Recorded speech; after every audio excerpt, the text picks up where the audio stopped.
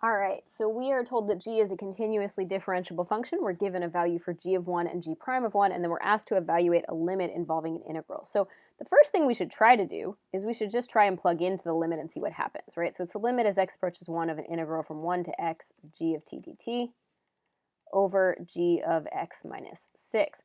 Well, when I plug in, I'm going to get the integral from 1 to 1 of g of t dt over a g of 1 minus 6. Well, the top is a 0 because when you integrate between the same number, there's no width, thus no area. And the bottom's a 6 minus 6, so I get 0 over 0, which is never the answer. To be clear, that is never the answer, okay?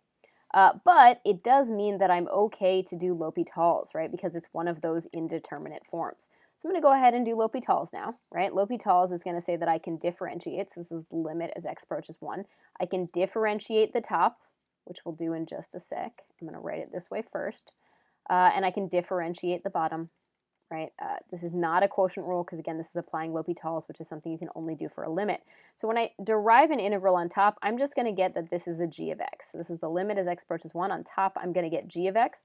On the bottom, I'm going to get a g prime of x minus 0, but I probably won't write the minus 0.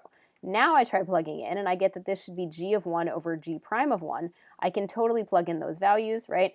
That's a 6 over 3, so my answer should be a 2, which is answer D.